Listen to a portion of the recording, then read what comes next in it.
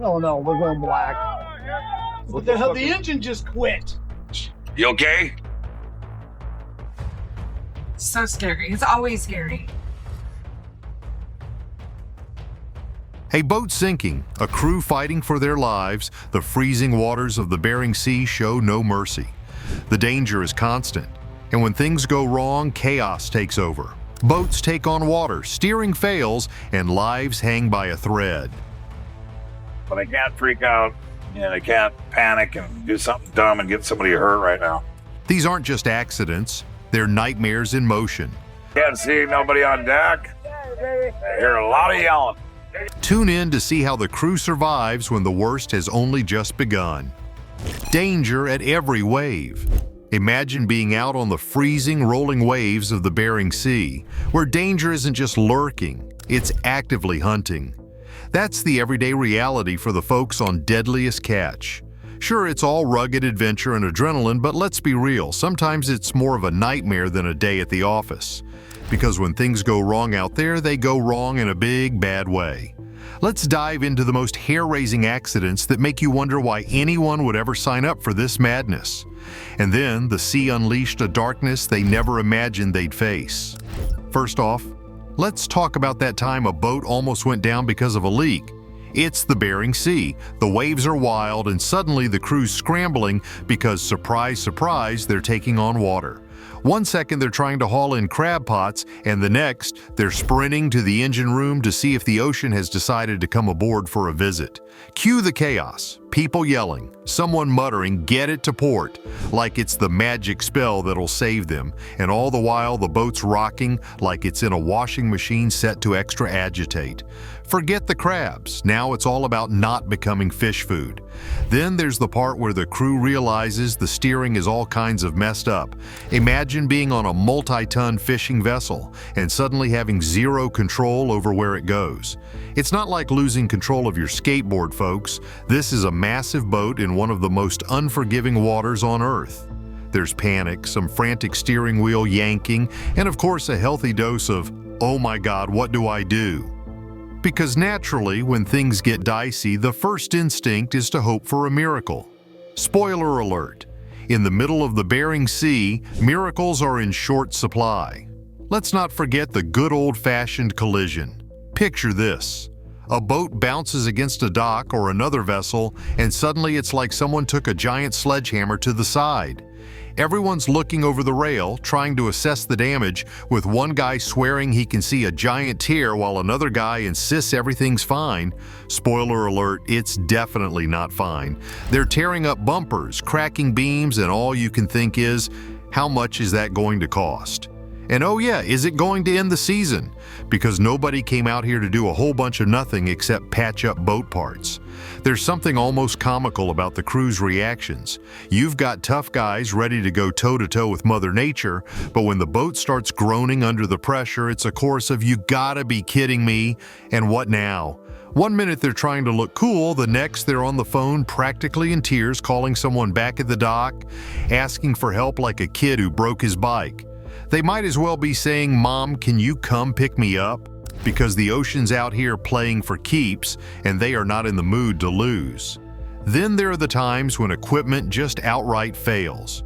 We're talking cranes that don't lift, winches that refuse to work, and nets that seem like they're trying to commit suicide by wrapping themselves around anything and everything. It's almost like the machines know it's the worst possible time to break, and they do it anyway, just to add an extra layer of disaster to the day. It's as if the ocean and the equipment have a secret deal. Keep these guys on their toes, or better yet, throw them right overboard. Of course, we have to mention the injuries. I mean, how could we not? One guy's hand gets crushed, another one slips and falls on the ice-covered deck, and there's always someone getting slammed into a bulkhead. It's a miracle any of these guys make it through a season with all their limbs intact. The real kicker? They usually just shake it off, mutter something about it being part of the job, and get back to it. Meanwhile, most of us would be screaming for a hospital, a lawyer, and probably a nice cup of hot cocoa. And just to put a cherry on top, sometimes nature decides to kick things up a notch. Imagine hurricane-force winds, waves that look like they could swallow a skyscraper, and visibility so bad you can barely see your hand in front of your face. It's like the ocean's trying to prove a point. You want these crabs? You're gonna have to fight me for them. And the crew, bless their hearts, are out there in their rain-soaked gear, holding on for dear life and trying to keep from being swept overboard. The only thing scarier than a rogue wave is the idea of falling into that freezing water where hypothermia is basically waiting to give you a big, cold hug. You'd think with all this chaos these guys would throw in the towel, but no. They keep coming back. They patch up the boat, stitch up their wounds, and head back out, probably wondering if this time will be their last. And maybe that's what makes Deadliest Catch so bizarrely captivating. These guys are definitely in harm's way. There's another big right there. It's not just about the crabs or the money, it's about watching people take on a challenge that's almost absurd in its danger. They're not superheroes, they're not invincible, and most of the time they look like they're one slip away from a full-blown meltdown. But they keep doing it, because at the end of the day, someone's got to bring in the crabs. And maybe that's the real hook here, watching people push themselves to the edge, not for glory or fame, but just to make it through another day. It's messy, it's chaotic, and it's dangerous as hell, but there's something undeniably human about it. Because while most of us would take one look at that rolling, icy water and run in the other direction, these folks look it straight in the eye and say, "Let's dance." And for better or worse, they do. Even when the music is just the sound of the boat's beams cracking, the engine sputtering, and someone yelling, "You gotta be kidding me!" The truth is, this show is not really about the thrill or the adventure. Most of it is sheer, unfiltered chaos. There are accidents just waiting to happen, and there are grown men who find themselves facing situations where they clearly realize they might be in way over their heads. Yet against all logic, they carry on. Because that's who they are, and that's what they do. They are a spectacle of human endurance, spiced with just enough recklessness to keep things interesting. And that's why, no matter how many times they almost sink, almost crash, or almost freeze, we keep tuning in. Because deep down, there's a part of us that wants to see what happens when someone dares to challenge the sea and wonders if, just once, the sea might actually let them win. The worst is far from over. Things are about to get even tougher. A vessel, fighting against itself. A floating death trap out on the high seas, a place where everything that could go wrong somehow does, all at the worst possible time. Welcome aboard this not-so-majestic vessel where danger is practically the captain and the crew are just along for the inevitable disaster. First things first, drop that heavy sea-soaked gear overboard. Sounds easy, right? Well, you'd think so. But apparently even that simple task turns into a chaotic mess. The captain lets out a string of curses, and honestly, who can blame him? This boat seems determined to self-destruct, and it's almost like it has a personality, one that hates everyone on board. There's shouting, banging, and a whole lot of what the heck is even happening. The truth is, things had been suspiciously calm for way too long. It was practically begging for disaster. Now that things are falling apart, literally, there's a certain inevitability to it. And here they are, right smack in the middle of the Bering Sea, with storms brewing both inside the wheelhouse and out. The clock's ticking, the water's rising, and guess what? The priciest equipment on the whole boat is right there in the wheelhouse, just waiting to be ruined. Lovely. There's no option to just pack up and go home. They have to fish, no matter what, come hell or high water. Not like the ocean's giving them much of a choice.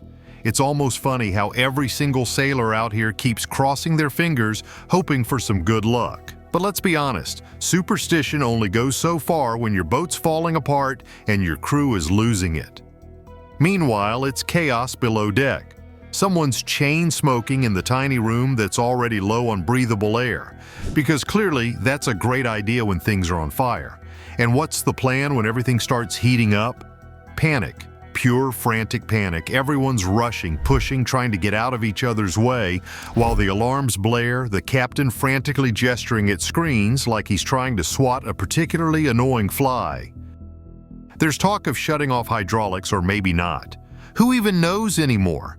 There's smoke billowing, and it's almost like the boat itself is daring them to do something about it.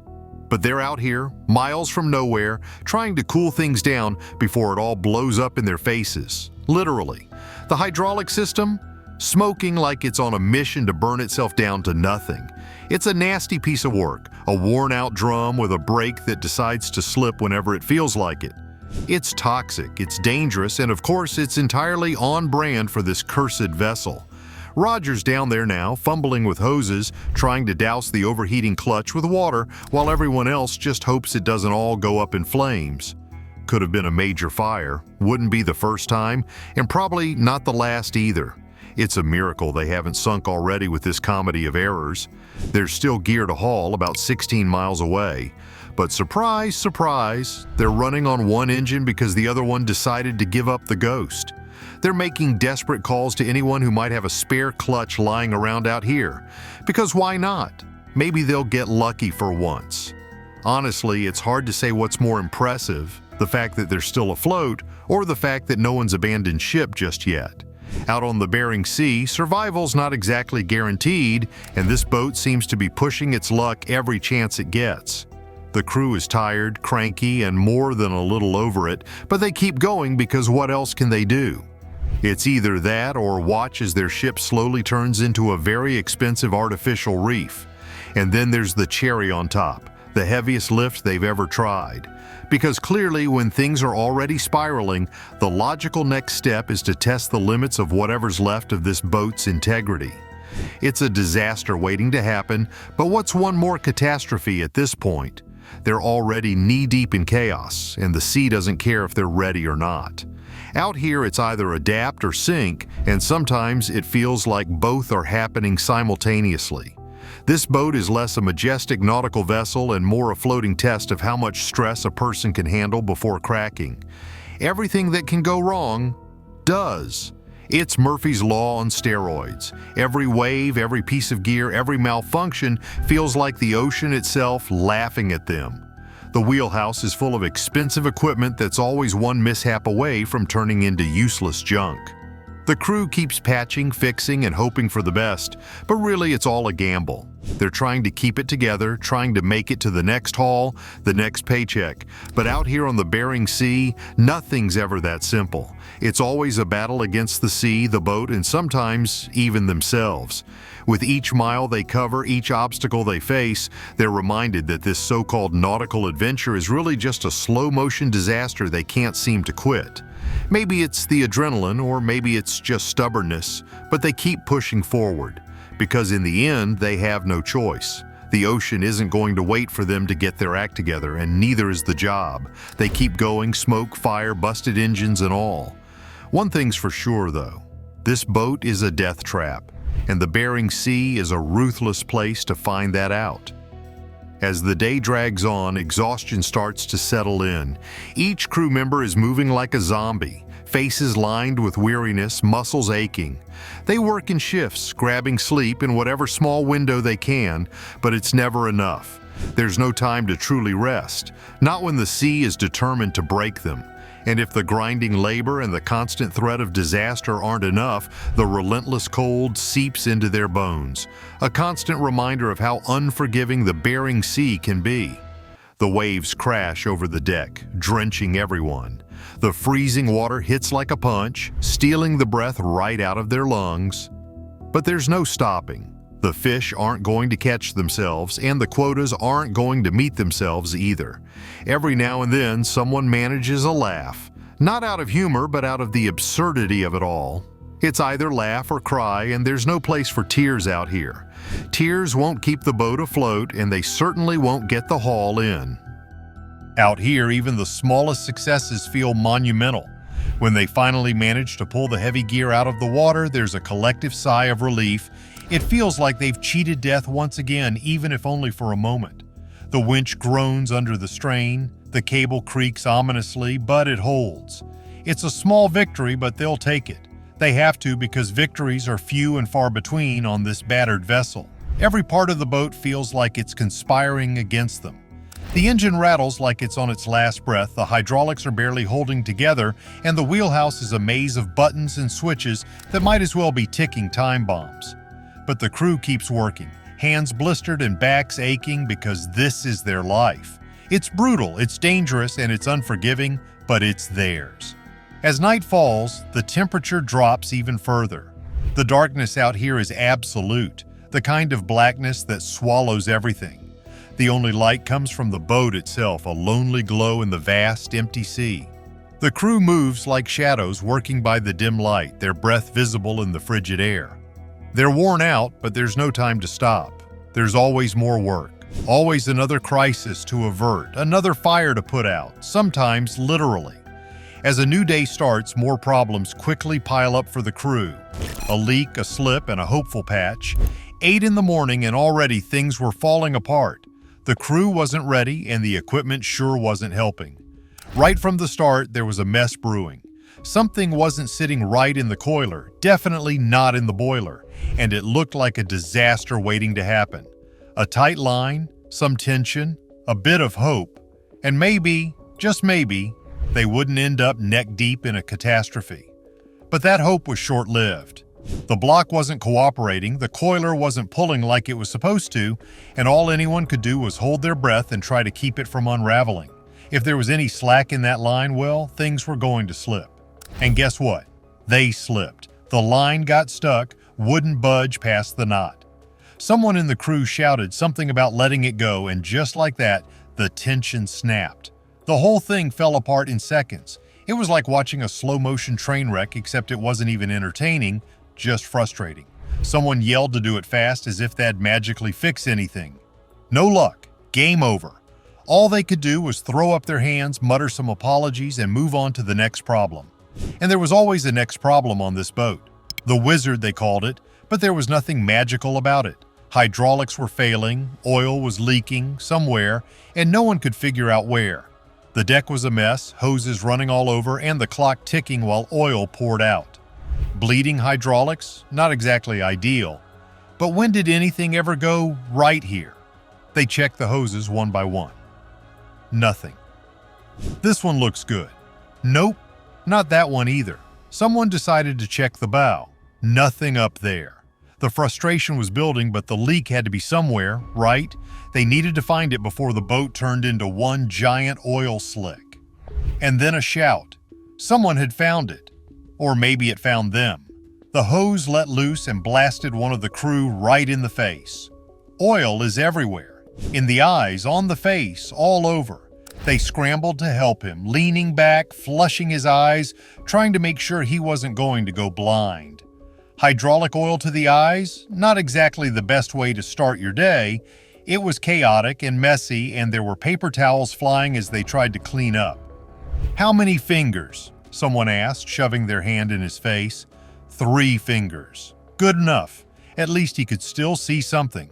And just like that, it was back to work. No rest for the weary. They had to get that hose fixed, eyes or no eyes.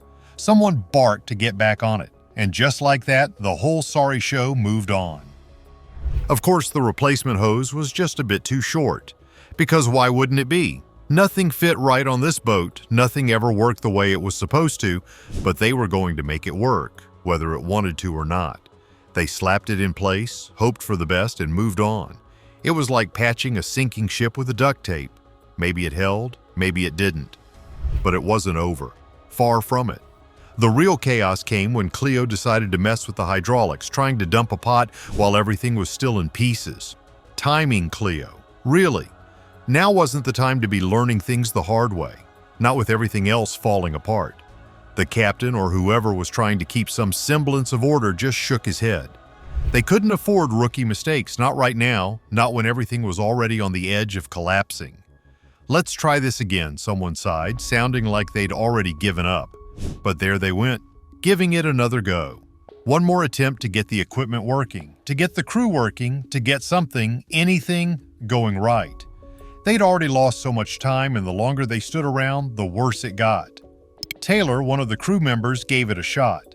But at this point, everything was moving in slow motion, slower than molasses.